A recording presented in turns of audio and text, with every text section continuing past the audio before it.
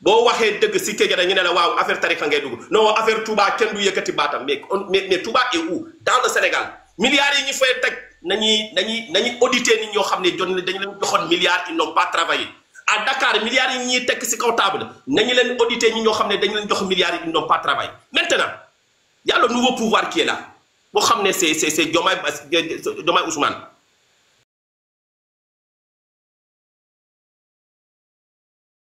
On a l'année passée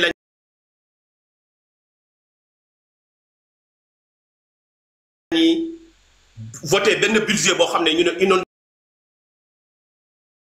inondation lutte contre l'inondation mais boo voté budget l'année passée c'est pas parce que je suis avec eux mais boo voté budget bi l'année passée ñu jëlee xaalis bi ñu def ko ci inondation c'est le travail on est dans ce pays-là suñu réussite la ñun ñëpp mais c'est pas parce que je suis dans l'opposition je vais attaquer le pouvoir parce que ça arrive un an on n'est même pas arrivé un an tu dis que ñoom dañoo war a lutter contre et toi tu sais très bien bu fekkee tu es intelligent da nga xam lan mooy inondation problème Sénégal lan la problème Dakar ak problème Touba lan la tu dois savoir que ñun opposition la ñu nekk on les attaque mais pour solutionner ce problème d'inondation à Dakar et à Touba c'est pas dans 10 ans 15 ans li am il faut que sénégalais teg seen loxo état bi taxaw avec fermeté ku nekk si kaw yoon ndox ñu génne la ñu jox la xaalis nga dem taxaw feneen man sama résultat yi la te balaa may jeexal damay lancer si Jean Michel mooy l'ambassadeur des villages sans électricité mooy wax na village yi yëpp am courant ay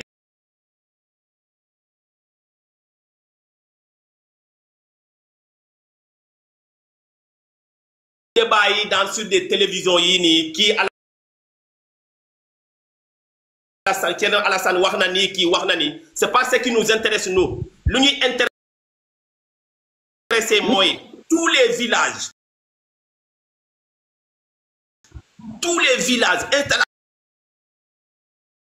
installation ça ne coûte même pas Sénégal c'est 196 714 ñeneen ñi ne 712 kilomètres carrés pour qu'on nga électrifier ko dans 10 secondes c'est de l'eau à boire mais pourquoi on fait la politique sur ces choses-là mooy des infrastructures mooy électrification de ce pays-là pourquoi dañuy def politique man foofu laay insister ma ne waruñu def politique sur ces débats sur ces points-là mooy électrification avec l'infrastructure loolu dañu war a taxaw ñun ñëpp qui soit au pouvoir qui soit dans l'opposition dañu war a taxaw waxante dëgg aujourd'hui waroo fi nekk nga dugg dans des villages à Sédhiou nga dugg dans des villages à Bignona nga dugg dans des villages à Tamba Kolda dans Matam Diourbel Vélingara nga dem Ziguinchor dans tout Diourbel bi boo xam ci Mbour bi boo xam ne mu ngi tout près de Dakar nga dugg dans des villages yoo xam ne ñu ne la fii amul courant loolu c'est de la honte waruñu nekk au 21e siècle 2025 ba léegi Sénégal, il y a des villages qui ont courant. Jean-Michel Kero, je l'ai écrit dans son WhatsApp.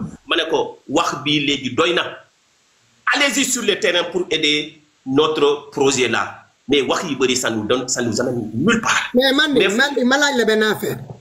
Oui. Là, le projet Pastef. Projet, c'est quoi le projet exactement? Le projet Pastef, moi, changer ce Sénégal là. Le changer, c'est tout. Abcès. Mais c'est tout. Mais quoi? Le livre bi nga yor ni lire du début à la fin nit ñew tek la ay des journées de parole à la télé ça ne sert à rien. Li projet bi moy changer ce Sénégal.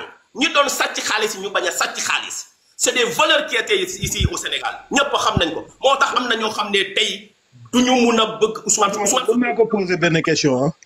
Il va m'écouter. Ousmane Sonko, ni nga ko bañ.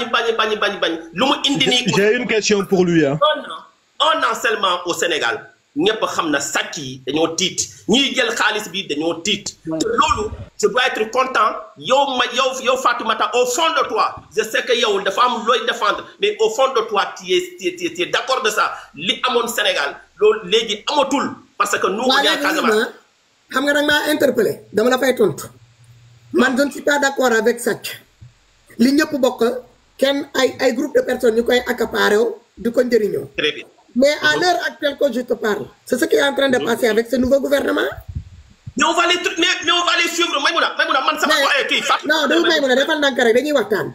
Est-ce que c'est normal entre nous est-ce que c'est normal Ousmane Sonko muy sol dal buy jël presque 1 million CFA ci tànk ñàkk jom dama la laaj entre nous yow laa nekk di waxal damaa bëgg nga tontu ma ci question yi pour ma mën a avancer keneen jël 3 femmes ndey 3 femmes may leen ma je vais terminer avec mon frère ah li ma xam si Ousmane Sonko parce que dans la bu mu sol seen marque Western mën nga koo dem xool le moyen cher coûte 900 000 francs CFA bu gën ci gën a moyen cher est-ce que moom il est c'est normal kii sa si muy sol dans la boobu mais attends Fatmata benn dama la laaj montre réponds une question à une réponse réponds à la question gars yi may leen ñetti question laa lay poser Ousmane est-ce que c'est normal mu takk montre bi ñuy naan Flippertex boo xamante ne que ni ça coûte 180 000 euros 186 000 euros ci loxo 186 000 euros mooy maanaam 153 millions CFA ci loxo montre amoon na beneen montre bu mu takkoon Rolex mooy premier montre bi mu doon takk c'est dans les 30 millions est-ce que c'est normal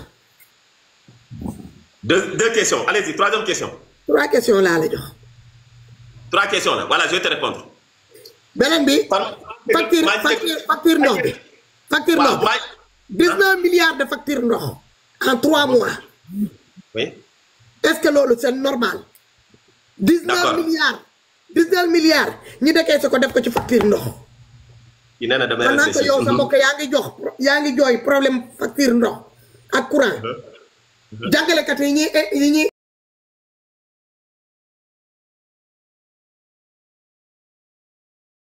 yi ñuy jàngale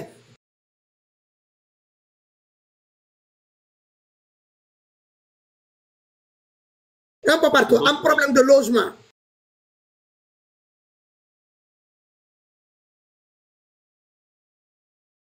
am problème de facture am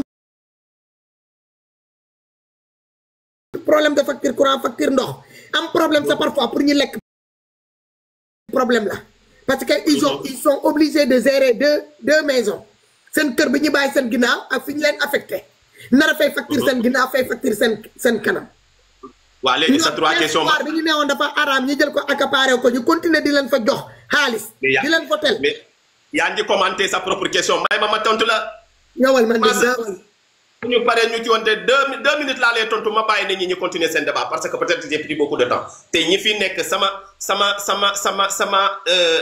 contribution bi ça les arrange pas je vais continuer Maïmouna pardon baal ma de maa ngi jégal c'est que Maïmouna Bousso moo war rek daa tiit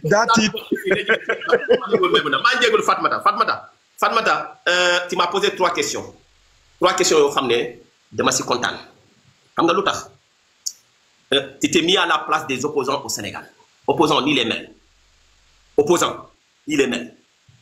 da ngay c'est-à-dire da ngay pës foo xam ne même bu fekkee sax tu sais que lii kii du muy sol nii du loolu mais yaa ngi combattre loo xam ne c'est pas normal man je suis content sur toi c'est-à-dire li ngay def si sa life yi yëpp dama ne Maïmouna kii Fatmata li muy wax ça va donner leçon ñi ñoo xam ne ñu ngi au pouvoir il faut faire attention loolu mooy opposant ñii nekk Sénégal ñoo xam ne ñu ngi dans l'opposition bu ñuy defee lii comme yow li ngay def ni sur les plateaux dénoncer loo xam ne même bu fekkee du dëgg c'est-à-dire dëkk bi day avancé man dëkk bi avancé loolu moo tax ma dugg si combat bi j'étais avec Wade nii Fatmata les montres et les chaussures ak yére ngeen wax ni que Ousmane Sonko des sol y a 2 choses yoo xam ne fi ma taxaw je peux avoir raison fi nga taxaw tu peux avoir raison et man sama côté mooy li ma xam Seydina Ousmane Sonko mooy je ne suis pas d'accord que Ousmane Sonko dina jël xaalis du contribuable pour jënd ay yére yi wala montre à ce prix yaa am na loo xam ne je l'ai vu sur des joueurs ici Cristiano Ronaldo am na benn marque boo xam ne daf ko jox benn montre bu jàll plus de 100 000 euros pour juste mu publier montre bu jàll 100 000 euros mais qui t'a dit que Ousmane Sonko lu muy sol il n'a pas de patrocinateurs yoo xam ne ñoom ñoo koy jox question la man sama position foofu laa jàpp léegi pour les factures de l'eau je suis d'accord avec toi il y a des am Sénégal comme li ñuy wax rek man sama combat moom loolu la. non man dama la bëgg a tontu balaa ngay jàll s'il te plaît. Moi, je suis né dans la Casamance, dans une localité pauvre. may leen ko mu daaneel waaye may leen ko mu daaneel. non wax na. non fi nga xamante ne laal na fa. foofu il faut mu leeral ko. parce que dafa ne dañ ko may. non dama ne sama position. non da nga ne. tu m'as dit que daf ko jënd ma ne la man sama position. Ousmane Sonko ne ferait pas telle chose avec l'argent du contribuable Ousmane Sonko. waaw après nga ne montre 100 millions mën nañ ko may ou bien dañ ko may. dama joxe benn exemple ma ne la te yow tu sais très bien yow boo nekkee nit public mais tu sais très bien que bu fekkee benn tailleur boo xam ne dafa am marque am mun na la jox marque bi parce que c'est que yow foo taxawee rek. donc ça veut dire que c'est des sponsors quoi. bon man foofu laa jàpp peut-être. waaw comme nga jàpp mais wóoru la. oui mais man waaw loolu bu weesoo. montre 100 000 euros bi ñuy wax. foofu lan nga wax sponsor la ou bien publicité la bu muy def. voilà ñun ñu nekk dans la diaspora on sait très bien qu'est-ce qui se passe avec les marques. non waxuma non grand réponds-moi à ma question tout court. oui comme xam nga ko ou bien xamoo ko. mais d'accord mais mun na nekk sponsor. sponsor la. mun na nekk sponsor. voilà léegi ba yow bu fekkente ne bëgg nga Ousmane Sonko. non du question bu dee sponsorisation lay def non déglu ma rek. may ma rek ma ñëw. bii nii xam na Ousmane Sonko mooy kan. c'est son grand frère. Il sait très bien qu'il y a Ousmane Sonko. Non, je continue sur la facture d'eau. Non, mais may ma tuuti après nga àggale. May ma tuuti après nga àggale. Facture d'eau laa jël. Non, s'il te plaît. Non, d'accord naa li nga wax mais may ma tuuti rek ma daal. Facture d'eau laay wax balaa nga may retourner parce que. non dama ne. ci sponsor bi ngay wax. foofu laa bëgg a ñëw. presque xoolal wax nga fi lu bari ñu ngi lay déglu. mais am na li nga xamante ne boo ci ñëwee. du ay dof ñoo lay déglu ay nit ñoo lay déglu comme yow. am nga sa argument mais ñun aussi am nañu suñu argument. waaw mais nga xaar. waaw ma ñëw grand. grand déglu ma. nga indi sa argument por favor. grand yow nee nga jëndul d'accord naa ci yow. sponsor la. mais dama lay wax ne. non may ma pare après nga ñëw corriger. déedéet je suis pas d'accord. grand. bëgg nga Ousmane Sonko déglu ma rek. bëgg nga Ousmane Sonko. dama ne non mais moi je t'ai vu comme un bon citoyen. non d'accord je t'ai vu comme un bon citoyen. parole bi da nga ma may ma jël sama temps de parole ma non étape par étape la. s'il te plaît on est à peine une heure. léegi. Mandi. On est à peine une heure de temps. En autorité. Il est 22h. xaaral ma jox ko nouvelle bi moo xam. pour ma bañ a defee rëdd may ma tuuti rek. ma facture non xaaral déglu ma tuuti. may ma. personnes ñoo la déglu. Fatmata ne ko mu may ma sax une minute ma wax facture ndox bi. s'il te plaît. facture bi ñëwal après. Fatmata je te remercie beaucoup. Je te remercie beaucoup encore de plus. fi nga laaj. xaalis bi nga tudd si facture ndox. xam nga ñun ñi nekk dans la révolution ak nekk activiste ñëw ànd ak Ousmane Sonko man sax sama activisme di ma fi dugale mooy sama c'est-à-dire fi ma juddoo ak sama coin ak fi ma nekk région bi ma nekk c'est la région la plus pauvre du Sénégal. La région la plus pauvre du Sénégal mooy il fait partie de la région la plus pauvre du Sénégal mooy Sédhiou foo dóor rek baaxul. donc su ma déggee ñu naan état bi day financer facture ndox yoo xam ne c'est des milliards et des milliards je ne serais pas content bu fekkee c'est avérable bu fekkee c'est vrai je ne serais pas d'accord pour ça parce que Sénégal on est là changement projet bi mooy na Sénégal yépp bokk si lu ñu moom on point tiré lii laa bëgg a tontu si sa wax boobu donc maa ngi leen di remercier. merci beaucoup Mandi. Fatmata ku mu daw nag ci sama question nag il faut ma àggale ko. parce que dama ko bëgg a xamal. Mandi xaar. dama ko bëgg a xamal ne en autorité que tu sois ministre tu sois président même bu ñu la bëggee sponsoriser amuloo droit pour jël ko c'est de la corruption. borom jabar jaa ngi woote. benn déglu mu baax comme que da nga bëgg Sonko. dama lay jox ay conseils. comme que da nga nekk ak moom. autorité. nga nekk le ministre nga nekk député président. nga nekk directeur. boo accepté proposition da nga corruption la benn. et deux Sénégal fu mu toll tey Ousmane Sonko ak révolution bu mu indi ba ñu bari ànd ak moom déglu ay discours am ànd ak moom tey bu fekkente ne ñoom dañuy taxaw di ko bëgg a défendre man pour man du Sénégal lañu bëgg du Sénégal lañu jiital Ousmane Sonko lañu jiital presque ñëpp xam nañu ne waa ji Je me pose la question. Non, dama la déglu, bàyyi ma wax. Je me pose la question. Laisse-moi finir de parler, laisse-moi finir de parler, s'il te plaît. 36 personnes ont ramené cette activité. Laisse-moi finir de parler. Tu as parlé, je t'ai écouté. Raison pour laquelle on doit s'écouter quand même. Depuis presque 1 heure de temps, on est là et on est en train de vous écouter. Tu ne poses pas la question. Non, dama la poser une question. Da nga tontu. Mais ci li nga tontu da nga juum. Parce que nee nga wóoru la ne ndax da koo jënd. Mais dañ ko sponsoriser. Sponsor, un ministre on le sponsor pas, le président on le sponsor pas. Même bu ñu amee ay bijoux yu cher dañ koy def ci seen coffre-fort duñ ko génne. C'est interdit, c'est de la corruption. Manela, Ousmane Sonko, il a vendu le projet de PASTEF. Vous faites un projet bu wóor la, projet de développement là. Il a tombé. Non, mais l'autre a bouclé magalé. Mais man mbay ko magali way, man mbay ko. Laisse-moi finir. On t'a écouté. Avec tout le plaisir, on t'a écouté avec le respect. Laisse-nous finir de parler. Je vais poser une question. Donc, pose-moi la question, m'a répondu le man. Mais tu as répondu déjà la question. Mais tu l'as mal répondu. Donc, Mandé, vous avez Mandé t'a répondu, c'est pas grave, on te laisse. Allez, merci beaucoup, bye bye, à la prochaine, Mandé, à Baraka. À la Baraka, madame. À Baraka. Wa Mandé wàcc na. Kan moo doon wax di ngeen bàyyi sama càmmiñ bi de Mandé bàyyi la ko Empire ñëwal. Empire ñëwal. Non, merci mon Dieu. Non, merci mon Dieu, nag da nga sonnal sama càmmiñ bi tamit yow tamit noo ko def toppee nii. Mandé bu ko topp bu ko faale Empire ñëwal. You are welcome. Bon, salam alaikum. Salam alaikum, maa ngi nuyu ñëpp. Grand Dieu merci, maa ngi lay nuyu di la ziar di la jox sa wàccuwaay bu baax a baax. waa kii nekkul fii nu mu tudd kii waay keneen kii alla gasi xaala gasi dem na kooku FBI la noonu lay def day ñëw dugg rek wax tuuti rek daw xaala gasi soxla naa la fii xaala gasi gaawal nga ñëw bu dee yaa ngi may dégg ñëwal bàyyi ma wol la ko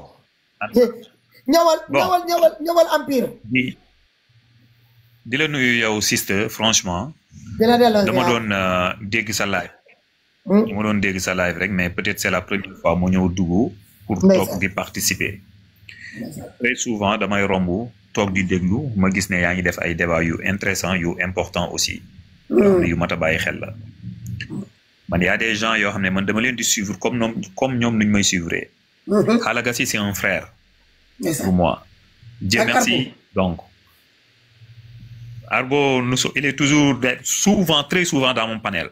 Les Arbo, les fidèles, les Dieu merci, les grands donnants. Nous, très souvent, nous sommes sur mon panel, nous sommes Sénégal, nous sommes xam-xam. Moi, actuellement, comme tu dis, nous sommes ci benn panel. Donc, benen panel buy tak à mon chance parce que ñom lay top.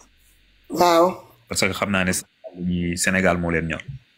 Man nag du ma sori tuuti ci li nga xamante ni moom mooy li gaay di wax parce que yàlla daf ma nattu tuuti man tamit aussi ma nekk un agent d'État en même temps je suis au ministère des Finances. D'accord. Donc am benn point boo xamante ni moo tax ma xaw fi yàgg sax. boo xam ne da nga ko posé muy question boo xam ne bu important la pour Sénégal. pour ñu xam ko. 2 jours ma ci doon def débat barki démb ma invité woon ministre Sidiki Kaba. ñu waxtaan ci développé ci lu yaatu. tonton Sidiki Kaba. démb tamit. voilà. donc. sorry pas Sidiki. Ah ok. Ancien ministre aussi directeur au ministère des Affaires étrangères. Ah ok waaw. donc ñu waxtaan ci lu bëri. mais quant à li nit ñi di wax nii fii grand bi daanelee. loolu laay wax. une autorité amul droit jël pour boire amul droit jël pour publicité amul droit pour ça. Fofu grand bi il a bien géré, il a bien répondu, surtout il a très bien écouté ce monsieur pour mun ko wax ci lolu pour sénégalais yi mëna dégg. Parce que des fois so nekkee débat yi tok di déglu rek ça ne suffit pas, mais il fallait que ngay déglu ki wax parce que y a des gens qui nous écoutent. Té wax bi bu jallé bayiwuñ ci xel bi mëna rectifier. Tout à fait. Donc côté boobu yi remercier bu baax a baax. Donc di ñëw ci benn point xam nga da nga doon wax ci suma juumul rapport trimestriel bi. deuxième trimestre budgétaire. waaw. ñu ciy jooy loo xam ne ñun ñëpp Sénégal moom la ñuy jooy. ñu gis ci loo xamante ni c'est la première fois dans l'histoire du Sénégal mu am te musul am. c'est la première fois ñu gis rapport budgétaire boo xam ne 27 pages la. d'accord c'est la première fois. d'habitude suñ koy génnee rapport yi su tuutee ba tuuti day nekk 57 pages. oh. du Sénégal. gars yi dañoo bëgg a kii TikTok bi dañoo bëgg a fay live bi ñu ngi signal ak doxe yoo ñëwal Empire li ngay wax am na solo yoo accéléré foofu ñu ngi signalé gis ngeen ko ah. li may wax moo leen arrangé wul. ñëwaat. gars yi xool. attends gars yi dem leen ci bu leen nangu ñuy tapotel leen ma bu leen nangu ñu tëj waay. maximum de tapotage ngeen def ay cœur vert. tapotez leen s'il vous plaît tapotez c'est des intellectuels qui sont là tapotez leen kenn dootuñu nax. Empire yoo ñëwal c'est pas possible. Elsa tapotel Elsa tapotel nga yónnee ay cadeau. ooy may leen ma. ku am ay cadeau envoyé tapotage. defe naa ils sont vraiment décidés de le. Empire yoo ñëwal duma faale TikTok. ah mu ne TikTok nee na ma. TikTok nee na ma le TikTok ne répond plus. Fermez l'application ou attendre. ñaata minute lañ la may. ah. ñaata minute lañ la may. non may ñu sa minute bi sax léegi dañ koo dindi sax léegi dañ ma ne le TikTok ne répond plus ah ñu ne ma fermez l'application ou attendre ma ne leen attendre du ma parler sax yow waxal bu ñu perte waxal balaa ñuy couper. c'est la première fois ci histoire ñu doog ñu gis loolu. mu war a nekk loo xam ne yi taxaw seetlu parce que bu njëkk rapport budgétaire yi nga xamante ni nii kii di ministre des finances bu Sénégal da ko doon génnee bu njëkk à temps ba pare def ci li sénégalais yi bëgg a gis ak li sénégalais yi di utiliser pour ñu xam nu mu demee. mais ci gàttal jamono ji nga xamante ni nii dañoo gis rapport budgétaire premier trimestriel bi génn. ñu gis li nga xam ne moom mooy budget bu primature dégagé li ñu dundee ñoom ci seen confort ci seeni transport ci seeni lekk gars yi jàpp seen loxo seen gémmiñ ñu gis bu présidence ñu def noonu ci jamono jooju la ñu ñëw ne ñu Sénégal dafa métti ba ñu tëggal ñu benn plan de redressement ci biir plan de redressement boobu ci lañ ñu ne Sénégal dafa métti dañu war a redresser dëkk bi nu ñuy redresser dëkk bi ak fu ñu koy jaarale ak fu ñu koy teg mooy que ni dañuy jël li nga xamante ni mooy koom-koomu sénégalais yi ñu foqati ko ci seen loxo dugal ko ci état pour état mujjee jël loolu yóbbu ko ci askan wi ci kaw loolu noonu ñu ne ñu état du Sénégal la nga xamante ni wax nañu ko dafay jël 100 milliards ci koppooru Sénégal pour def ko ci plan de redressement bi loolu mooy participation. te ñoom ñu ne dañoo soxla 6 000 milliards wala voire 7 000 wala 6 000 moins pour bañ a wax chiffre boo xamante ni suba dañ lay wax chiffre bi foo ko teg léegi ci jamono jooju ñu génnee rapport budgétaire deuxième trimestriel ñu ne état du Sénégal récolté na 2226 milliards sur les 2226 milliards. Sur les 2226 milliards xaalis bi mu ngi jóge ci li nga xamante ni nii moom mooy sunu pétrole fi ñu ko récolté mooy ci gaz bi ñi ay doom ram lañ parce que li ñuy wax moo leen arrangé wul. ce qu'on dit là ne leur arrange pas. ñu ngi signalement bu métti fu mu nekk nii ñemewuma laal sa benn bopp yow continuer di wax excuse-moi.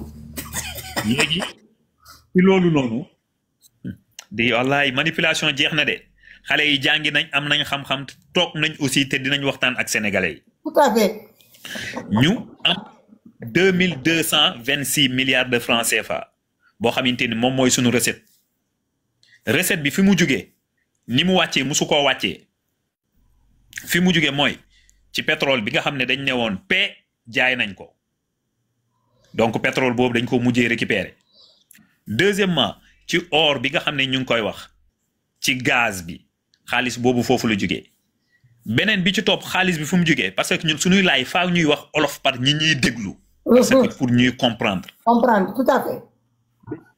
beneen bi ci topp ñu ne ñu impôt sur impôt sur les revenus impôt aussi bi ngay fay pour say kër ak taxe yi nga xam ne da ngay dem ci boutique bi jënd benn tàngal bu juróomi dërëm ñu fayeeku la ci taxe boo xam ne doo ko yëg xaalis bi ci des foofu la jógee mu toll ci 2226 milliards.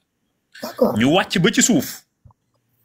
ñu ne ñu état bu Sénégal ci jamono jooju mu amee recette 2226 milliards ci jamono jooju noonu lekk na 2085 milliards.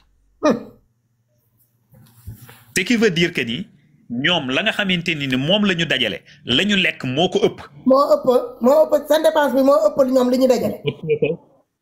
500 milliards et poussière.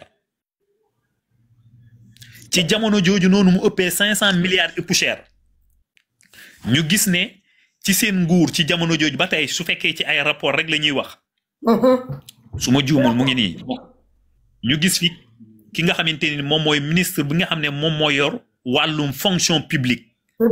mu xamaloon sénégalais yi ci décembre 2024 mu ne leen lim bi nga xamante ni moom mooy sénégalais yi nekk ci fonction publique nekk fonctionnaire. wala agent de l'État wala contractuel ñu ngi toll ci 183 693 agents muy contractuel non contractuel ak fonctionnaire ba tey ci rapport bi.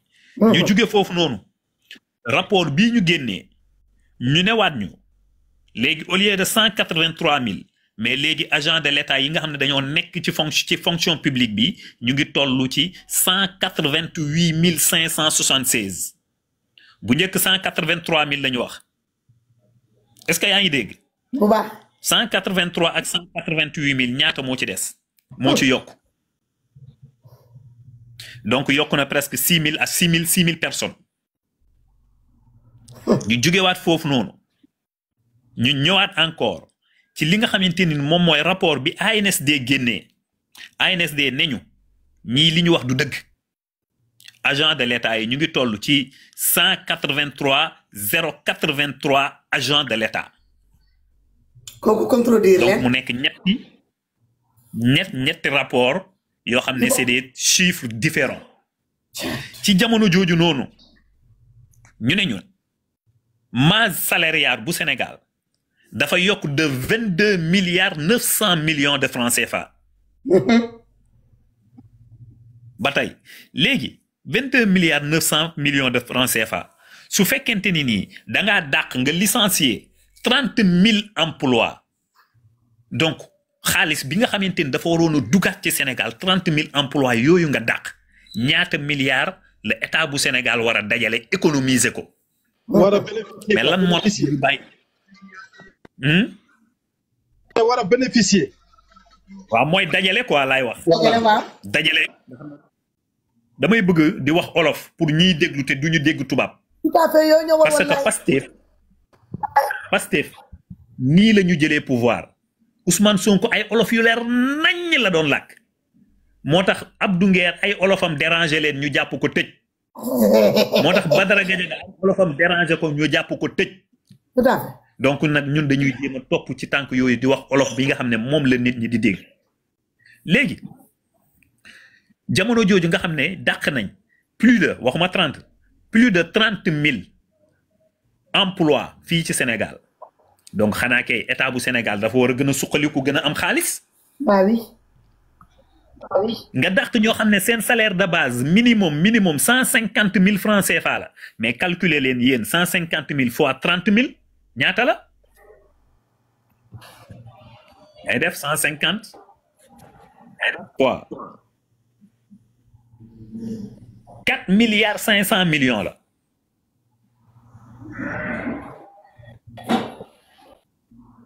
Fatou.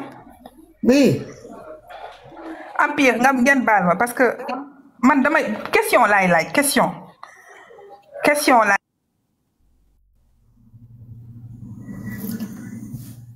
ñëwal Empire. yaa ngi dégg léegi ci jamono jooju.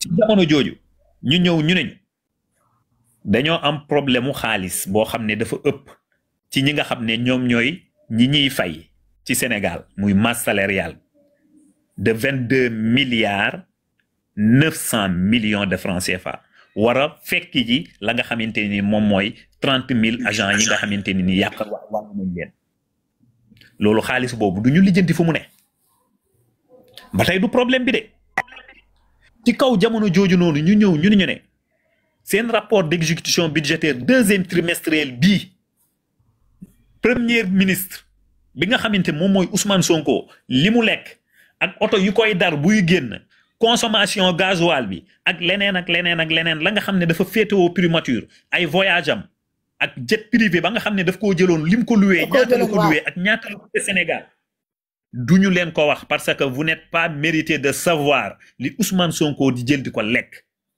ñun sénégalais on n'est pas mérité de ça loolu lañ ñu wax sunu ministre des finances yàpp bu toll ni génneel ñu rapport budgétaire boo xam ne day manqué ay pages ça c'est un deuxième des choses mu yàpp ñu yàpp bu toll ni génneel ñu rapport budgétaire boo xamante ni moom yàgg na ci administration yàgg na ministère des finances nekk na directeur de la programmation budgétaire plus de combien d'années musul gis ci histoire rapport budgétaire bu mel noonu lan moo tax mu war ñoo yeb ba nga xam ne ci reñam la loolu di war a génnee moom mu koy génnee di ko signer en tant qu'un agent de l'État en tant qu'un agent au ministère des finances et du budget léegi dañ ñu ne yéen sénégalais yi yéen fal leen nit ñi ñoom ñu ñëw toog di nguuru di lekk seen xaalis bi duñu leen wax fan la jëm di lekk seen xaalis bi duñu leen wax ñaata la di lekk seen xaalis di ci takk ay jabar di ci def lu leen neex te kenn du leen contrôler lii lañ ñu wax ci primature lii lañ ñu wax ci présidence assemblée nationale nag dama fay taxaw tuuti ci jamono jooju ñuy wax ñu ne ñu dañoo am seen plan de redressement mais plan de redressement d'accord na Fatmata yow d'accord nga keneen ak keneen d'accord na parce que suuxal nañ Sénégal mais ba ñu suuxalee Sénégal ñu ne ñu am nañ solution bu tudd plan de redressement ñu d'accord nangoo souffrir mais souffrance boobu dafa am fu mu war a njëkkee souffrance bi dafa war a am fu mu njëkkee xam nga muy fan président dafa am caisse noire bu toll ci 11 milliards caisse noire bu xaraam boobu ma foog ne 9 milliards la woon kon 3 milliards d'augmentation bi ñu war noonu am na Ousmane Sonko moo am 8 milliards xaw ma kee am 11 mais entre deux 9 milliards la woon ñu ne ni que ne 3 milliards la ñuy yokkoon mu amoon ko génn ci ñoom démentir ne que ni 3 milliards yooyu ay wax la loolu amul même 9 milliards yi c'est à vérifier donc fu mu nekk ni jàll na ci 11 milliards solution de augmentation sax la ñu nekk nii suñu sañoon mu yegg 15 Empire ngeen baal fa oui ngeen baal ma parce que man dama bëggoon Empire tontu ma daal parce que man en fait par rapport aux chiffres bu mu avancé man je peine un peu à voir en fait qu'il y a la médiocrité au plus haut niveau parce que pour man damay laajte de je pose une question en fait des questions aujourd'hui pourquoi depuis le troisième trimestre 2024 aujourd'hui nous n'avons plus aucune visibilité sur les dépenses supposées publiques c'est ça le problème moi ma question est là primordial mooy loolu pour tout le monde aussi hein voilà lan moo tax ñun amuñu visibilité loo xamante ne dépenses supposées publiques lan moo tax que présidence primature encore moins assemblée nationale parce que la loi organique sur les finances exige un rapport trimestriel d'exécution jusqu'en T3 2024 ces rapports étaient bouclés publiés avec régularité. Tout à fait. Mais depuis plus rien on ne voit rien du tout je trouve que c'est pas une erreur en fait soit c'est une rupture grave budgétaire depuis près de 10 mois. Des rapports bâclés. C'est des rapports bâclés, et cela touche au cœur même de la démocratie en fait. Parce qu'il n'y a pas de transparence. Et comment exercer notre vigilance? Comment nous défendre l'intérêt général. Aujourd'hui, imaginez-vous que depuis le début, ils nous ont dit que ils étaient là pour défendre l'intérêt général. Et aujourd'hui, on se rend compte que tel n'est pas le cas. Parce que depuis plus de 200 à 300 milliards de francs CFA peuvent être dépensés dans le flou à chaque trimestre sans aucun contrôle citoyen ou institutionnel. C'est grave. Parce que par rapport à calcul yu empire nek di def. Xam nga man bi ma ko yónnee man bi ma yónnee rapport bi dama ko xoolaat ko ma demaat encore ci ancien rapport bi ma amoon ma xool j'ai comparé ma xool ça a trottiné dans ma tête au bout d'un moment ma ne ces gens-là finalement ils sont en train de nous enculer comme ça, excusez-moi du terme. Je suis restée pendant la population sénégalaise. Je te coupe pas. Moi, je suis restée pendant une semaine. Mais il est où le plan de redressement? C'est pas le Sénégal qui veut redresser, c'est leur propre but, leur propre poste, compte en banque, leur bien-être. C'est ça qu'ils sont en train de redresser, qu'ils sont en train de hisser au sol.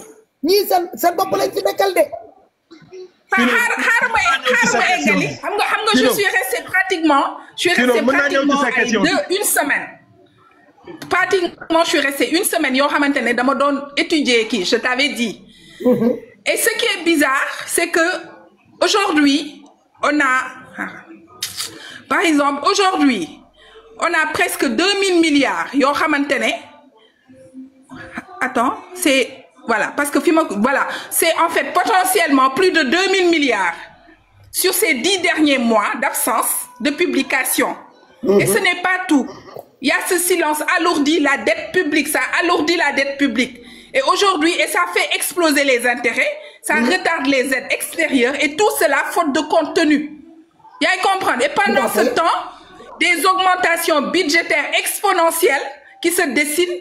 Il y a à comprendre. Dans l'ombre, par exemple, dans le projet de loi de finances rectificative pour 2025, on constate que la présidence, la primature et l'Assemblée nationale voient leurs autorisations d'engagement peser sensiblement plus que dans les dépenses, alors qu'on demandait pourtant aux Sénégalais de se serrer la ceinture. Voilà. Essayez de comprendre. Alors, moi, je vous demande. C'est tout. Moi, voilà. Moi, je vous... 2247, voilà. Moi, je vous demande aujourd'hui, mes amis, aujourd'hui, qu'est-ce qu'il faut faire en fait? Comment fait-on confiance à un État que l'on peut même plus suivre financièrement? Ce manque de transparence, ce n'est pas un oubli administratif, je suis désolée. C'est une atteinte démocratique, une dérobade face à notre droit légitime de savoir. Philo, tu sais ce que je crains? Avec leurs petites magouilles là qui sont en train de préparer là avec la France là. J'en doute fort que la France se met à table avec le gouvernement. Merci beaucoup, Fatima. Quand ils éclaircissent, c'est tombe là qu'ils ont créé autour de primature, ce que tu dis là, c'est très important. Par le présidentiel. Ça, je suis certain. Ils vont lever la main. Ce que tu dis là, c'est très important. Il faut qu'on parle en Wolof. Voilà. Man, j'ai dit. Il faut que des fois, man, sama Wolof day des. Il faut que la tout. Il faut que la tout. May ma tuuti ci dama ne xam nga débat bi ma leen teg noonu ñoom li ñu nekk noonu di ko nëbb mooy li primature Ousmane Sonko li mu dépensé moom primature Assemblée nationale El Malick li mu dépensé Bassirou Diomaye moom ak palais bi li ñu dépensé dañ koo nëbb tellement que ni te ñoom ñoo toogoon temps yële di doon mu ne plan de redressement boobu dañoo bañ di publier ñoom seen dépenses yi sénégalais dem gis ni que ni ñii li ñu woote keroog arena ak ñoom lu ñuy doxal exactement bokkul te loolu yàlla xam na ne que ne bokkul moo tax léegi bëggu ñoo publier seen loolu pour sénégalais xam ko mais nag ça va coincer fu mu nar a coincer mooy au niveau de li ñu bëgg a doxal nii mooy maanaam dem toog ak tubaab yi français yi pour toog ak ñoom pour wax ak ñoom wàllu finance bu ñu demee ba war a dem toog ak waa français yi di wax wàllu finance te France yàgg fii liggéey ak ñun doon en sorte de sous-traitant en sorte de garant en sorte de mun naa ne que de tuteur si je peux me le permettre yaa ngi dëgg tout Sénégal mu sana dem yëpp dem di lebi France se porter garant pour que ñu leb Sénégal yaa ngi dëgg am na ay bor yoo xamante ne que ñii jël nañ ko sans l'accord de la France gis nañ que ni le remboursement ci taux yi nga ko war a rembourser yaa ngi dëgg te Sénégal musul contracté dette ci taux yooyu yaa ngi dëgg léegi nag dem nañ ba ci biir ñi xam ne que ne les taux là qui sont en train d'accumuler de gauche à droite yaa ngi dëgg en se passant de la France et cetera et tout arrivé à un montant boo xamante ne que ne mënatuñu le budget que le Sénégal est en train de réunir actuellement ne suit plus mënatu koo topp moo waral ni que ñu ne ñoom dañuy dem léegi delluwaat fu ñu demoon mooy maanaam fu ñu comment on dit ça là où ils ont chié ils sont retournés pour aller se lécher le cul excusez-moi xam nga. Fatoumata mooy foo xaw ma comment on dit ça en wolof oh merde am na nu ñu koy waxee ci jargon wolof léegi nag tubaab yi fan lañ leen di xaaree. dañu ne. ke ñu doon yàq démb. dañoo dem ba xamatuñu fu dem. ki nga xamante ni moom lañ doon yàq démb di ko xas di ko wax di n'importe quoi lu ne ci lu ñaaw. léegi kooku moo war a niinal seen ceeb fa la ñu war a dem te kooku new leen ñëw leen ma niinal seen ceeb. da leen ne ñëw leen su ngeen ñëwee ma yóbbu leen Bercy fa ñuy yóbbu Youssou Ndour su ngeen ñëwee ma yóbbu leen Bercy fa ñuy yóbbu Wally Seck ak Thione Seck yaa ngi dégg. su ko defee wax Sidiki Diabaté waaw su ko defee ngeen wax ak français yi li nga xamante ni nii moom ngeen wut si fii su ko defee sénégalais yi ñëw dugg dégg li ngeen di wax ma jox la benn exclusivité léegi xam nga bu njëkk bi Ousmane di dem Turquie dañ ko yëgale adduna bi yëpp teg ci nañu yéen a ñu waxoon du tukki na bi muy dem Chine da ngeen ko yëgal adduna bi nañu yéen a waxoon du dem Europe dem na Europe ma ne leen da ngeen juum Chine du Europe léegi nag ñun en tant que premier ministre bu Sénégal moom mu sàkku ci France benn séminaire intergouvernemental moom moo ko sàkku ci France benn séminaire bu intergouvernemental pour jël gouvernement bu Sénégal ñi mu jiite ndax xamuñu dara yóbbu leen ci France ñu jàngal leen nan la ñuy gouverner wax ji day leer léegi ci kaw loolu yeggaguñu ñooñu décidé guñu ci loolu ci jamono jooju moom ba tey xaram yi ne day tukki te faaw mu tukki mu demee ci bannière première day dem defi ci stage ak moom ak gouvernement am pour ñu dem jàng comment gérer l'économie d'un pays léegi li may wax nii sax man daanee ko man pourquoi man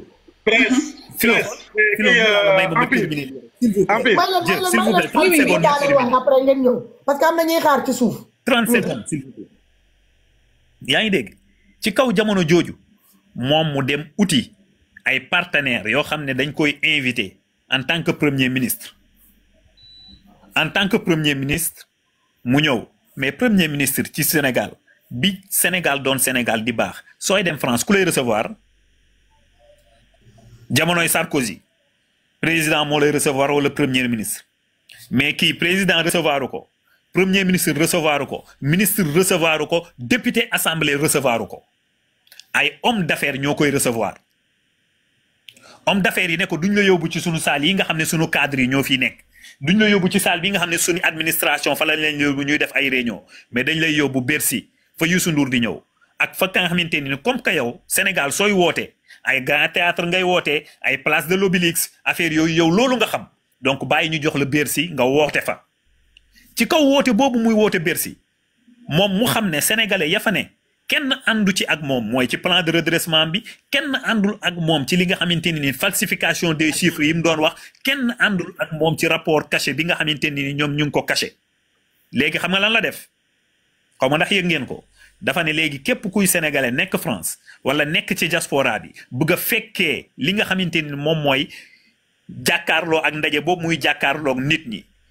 xam nga mooy lan ngay def non waxul fay su doon fay mu neex su doon fay ñëpp dugg parce que ñëpp yor nañ mais damay créer télécharger benn lien boo xam ne waa Pastef ñoo koy yor képp ku bëgg a dem ci ndaje gi da ngay dugg ci lien bi cliquer demander su ko defee xar yi xool la ba xam Pastef nga bokk wala bokkoo feneen su fekkee Pastef nga bokk ñu accepter nga ñëw su fekkee bokkoo Pastef nag yàlla xam ce qui veut dire que ni il sait bel et bien que li ko fay xaar xam na la ko fay xaar xam na su ñëwee la ko sénégalais yi nekk foofu dencal léegi nag moo tax mu waral mu ne da koy def lien boo xam ne da ngay dugg ci lien bi ñu xool la xool sa profil jàngat la def enquête ci yow xool ba xam war nga mën a assister wala waroo mën a assister fii la ñu yóbbu Sénégal mais bi mu créé lien bi rek la ñu ne alhamdulilah parce que xam na la ko war a xaar foofu noonu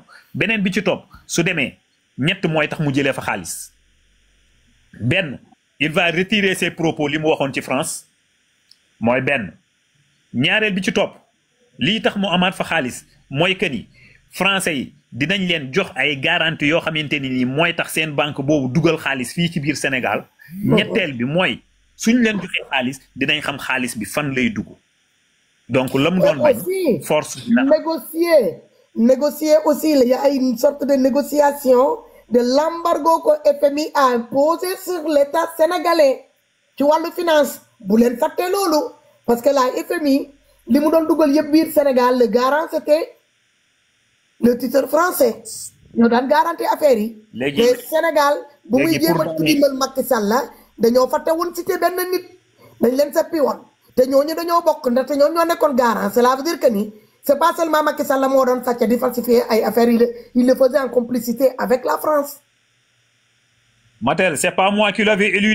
Je connais même pas une personne qui l'avait élu. Moi, je suis anti-Pastef depuis le début. Je suis anti-Sonko. Anti. Bul tontu commentaire. Bul tontu commentaire. Faut même pas répondre à ces commentaires là. Fatou lay waxal. Ah? Man. Fatou lay waxal. Man lay waxal. Métal man lay waxal. Ah. Faut même pas me répondre. Faut même pas me répondre. Moi, s'il y a une chose que je regrette, c'est d'avoir... Non, Empire, vraiment, il faut que nous yeewu. Il faut que nous yeewu. Parce que nous ne demandons pas l'impossible, en fait, man, je trouve. On ne demande pas seulement que les choses soient justes. Voilà, c'est ça. C'est aussi simple que voilà, ça. On ne demande pas l'impossible. On demande seulement que les engagements de publication régulière, nous devons savoir exactement à la qu'on respecte l'intelligence des Sénégalais. Il faut comprendre les Sénégalais pour demeurer. Il faut respecter aussi le... Nous réclamons que les chaînes invisibles de l'argent public. Nous ne réclamons que ça, en fait. Parce que tant que ça persiste, ce silence financier, la médiocrité structurée, Bobo day continuer d'entretenir défiance bi parce que kenn du xam fu ñuy taxaw. Xam nga li ma jaaxal. Xam nga je vais te dire. Comme ça ñu jël doomu kii nu mu tëtti ki nekk fi la après princesse après Ndiaye doy na après na ñu ñëw kii xam nga États-Unis lu tax États-Unis neex na Ousmane Sonko demande bi mu defaral nii à la France bu ko defoon États-Unis bu duggee États-Unis est-ce que xam ngeen que dina yàgg foofu balaa mu teg tànkam Sénégal bu ko Adji Sarr fekkoon États-Unis porté ko fa plainte du génn. xam nga gars yi dañuy côté boobu bëgg naa cee wax benn affaire. waaw xam nga même su demoon Amérique mën na dem Amérique fekk dara du ko ci fekk. parce que demul foofu en tant que président Pastef demul foofu en tant que Ousmane Sonko simple. suy dem foofu day dem sous la bannière du premier ministre du Sénégal. mais moom foofu la point d'interrogation bi teg ko fa. foofu laa damay leeral moo tax ma koy leeral sax. léegi France boobu Dominique Toscane. il était qui. FMI la zéro. foofu laay leer. FMI la zéro. que ça n'a pas empêché ils l'ont traîné. mais ils vont le traîner à une seule cause à une seule condition. Avant. Ils vont prévenir le président de la République sénégalaise. Ne ko dégg nañ diw dafa war a ñëw bu mu ñëw wala bu ñëwee lii ak lii mooy am. Le pourquoi c'est parce que dafa am loo xamante ni mooy protocole diplomatie boo xam ne tubaab yi dañ ko respecté ñun suñu réew rek la suñu diplomatie yàqu. loolu mooy benn. Deuxièmement pour que loolu am même suñ ko porté woon plainte en tant que premier ministre. su boobaa moom te il n'est pas bête à ce point su boobaa dina xam ne fii su fi tegee tànkam dañ koy jàpp su ko defee du dem. même en France Même en France, hein, des hommes d'affaires arabisants, un peu partout, des gens bien influents dans le monde sont fait arrêter parce que dans leur pays, ces gens-là les a poursuivis jusqu'en Europe pour porter les plaintes. On les a mis hors d'état de nuire. Les violeurs, les gens de V là, dans les prisons. Les violeurs. Ben exemple rek laa la bëgg jox xam nga maître El Hadj Diouf bu ngeen di fàttaliku en tant qu'avocat te xam nga justice solidarité bu mu am xam nga amoon na fi problème. En France ñu traîné ko man xam nga man ça me sûr et certain ça me ferait une grande surprise que Ousmane Sonko vient en France. Non, il va venir le 23. Non ma ñëw rek xam nga lu tax Adji Sarr même si c'est une Sénégalaise aujourd'hui, c'est une Sénégalaise d'origine. Aujourd'hui, elle a une nationalité. Et vous savez bien, entre la France et la Suisse dans l'Union européenne, il y a un lien très fort. Je fais partie des premiers Sénégalais. Nous avons Boubacar Camara en France pour négocier le protocole bi. Nous avons fait une proposition le 23 septembre. L'outar, Diomaye choisi Boubacar Camara, te premier ministre Nekafa. Ci la ciow li génn ñom Akhenaton tal sen live di attaquer président de la République. Déglu len ma bu baax. Dafa am lu bari lu ci nek. Légui buñu kiyé ñu teug séminaire gouvernemental. Képp ku dégg séminaire xamna né formation là. On est d'accord?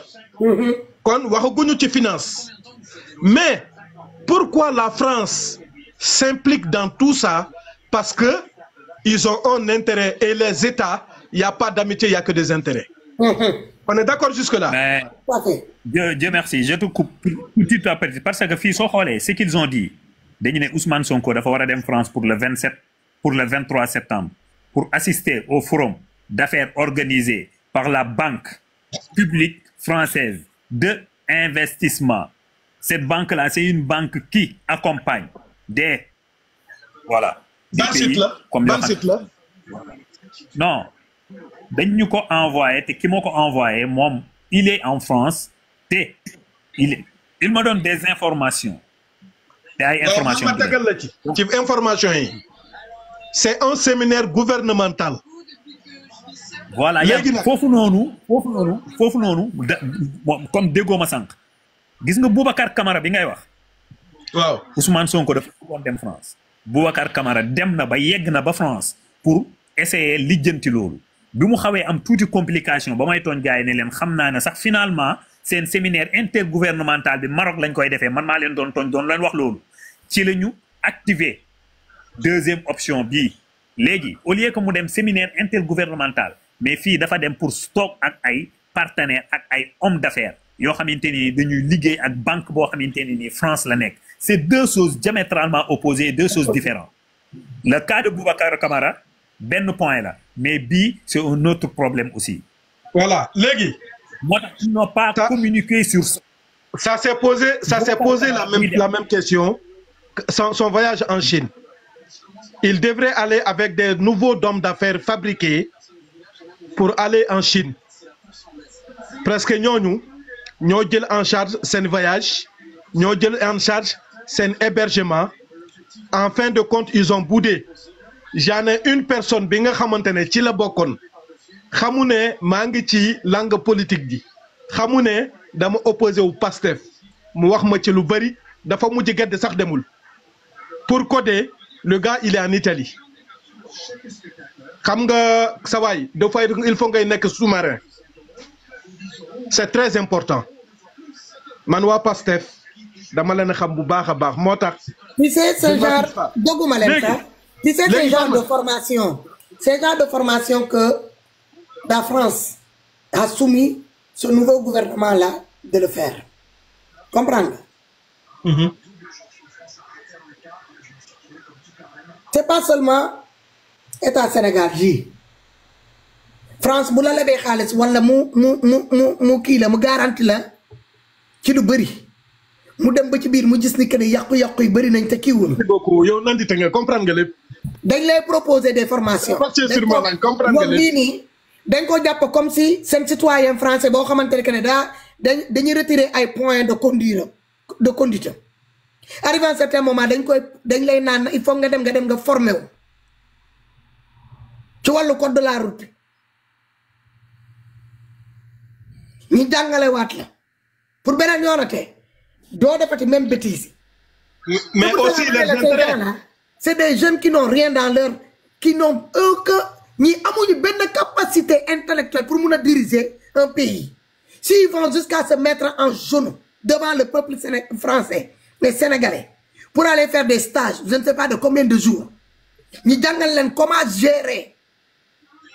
gérer le financement d'un pays d'un État et tout en sachant que la France est plus endettée que le Sénégal man je me pose des questions ñii lan la ñu waxoon France tout au début pourquoi taxawuñu ci loolu woon français yi que ñoom mën nañ man dama foogoon bu ñu ñëwee ba léegi ils sont presque à 11 000 milliards de dettes bu ñuy accumuler lépp yor ko ñoom instant bi man dama ne woon xëy na dañuy éponger woon 11 000 milliards yooyu dañoo éponger dette bi ñu am au niveau des économies ba ñu mun a am li ñu yore noonu commencé di sukkandiku di jàppale Sénégal commencé la non mais mon cœur même me fait mal doomu kii ñëwal doomu Macky ñëwal doomu Macky Sall ñëwal après princesse ñëw kii ñëw après Ndiaye ñëw ñu jóg. prends un verre d'eau. non Fatoumata merci beaucoup de mon tête wallahi. En tout cas, merci beaucoup pour avoir donné la chance de participer à votre live, franchement. am naa kontaan empire semaine prochaine da ngeen di ñëw nag ñi développé lii je t'invite toi et Dieu merci ngeen ñëw ak ñoom princesse yéen ñi fi nekk ngeen ñëw semaine prochaine le débat va tourner autour seulement de ces déclarations trimestrielles laa bëgg ñu indi ko depuis première déclaration bi ba bii mujjee nii yi ñu publier yëpp ñu génnee anomalie yi fu ñu nekk nduuj njaay yi fu mu nekk pièges yi ñu teg wax yi neex yi ñu teg te ñu te contraire bi moo fi nekk il faut que ñu yee Sénégalais ci loolu ñu wax leen dëgg. d'accord. ça me fera plaisir. d'accord amul problème. mu bañ a doon rek loo merci Empire c'est très gentil. rek mu rob Fatou oui. Fatou ñu invité ale Arbo mu ñëw. oui Ardo Salana. waaw Arbo mu ñëw waaw Empire. doomi Macky ñëwal entre deux. doomi Macky na ñëw après princesse Diène après Ndiaye Ndoye ñëw. ma jox dernier tour de parole après ñu tàggatoo. oui. Fatoumata même man je vais t'inviter Inch'Allah dans mon panel parce que xam naa ne yow tu es une patriote. boo paree dinaa la defal benn visite spéciale boo xam ne dañ lay inviter ci sunu panel. aussi merci il sera là-bas il sera là-bas on va inviter uniquement pour vous honorer un ministre boo xamante ni il sera là-bas avec vous Inch'Allah. comme ça dina yaatal. kontaan naa dina ça me fera un grand plaisir. y a pas de souci on va le faire ensemble. princesse ñëwal. doomi Macky yi wàcce nga de du man maa la wàccee de. salaam Fatoumata nuyu naa la. yaa ngi pokaleero comme si gaale nañ live bi ba pare xanaa xamu leen ni que ne man ancien kooba kii la internet la. seen ngeen di signalé ma xam ne que ne bu ma continuer di cliquer ci affaire yi TikTok day wàcce day coupé live dama bàyyi affaire bi bu stagné woon.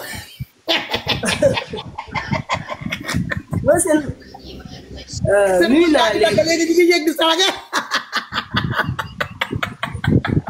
L'essentiel a été dit. Princesse de son papa vient, ma chérie. Ouais. Ça fait un bail. Comment tu vas, ma chérie? Oui, je vais bien. C'est ça que tu vas bien. Oui, je vais bien. Ça fait un bail de petit live. Tu sais, je lan moo xew. Maa ngi dégg ci affaire budget bi ngay ñuy wax. Bon, je pense qu'aujourd'hui du ma ci mën a wax parce que loo xam ne dafa laaj ay chiffres, dafa laaj énormément de choses. Non, non, parlez de tout, hein. L'inondation, les 50 millions qui a été débloqués. Alors, les députés, ils ne sont pas sur le terrain. Pour ma sauce, voilà, c'est ça. man foofu laay gën a dugg que affaire finance. ñëwal parce que damay bëgg ñu maîtriser carrément. di nuyu Ramsès suuf di nuyu la vie aussi ma sister maa ngi nuyu di nuyu képp ku nekk ci live bi ah.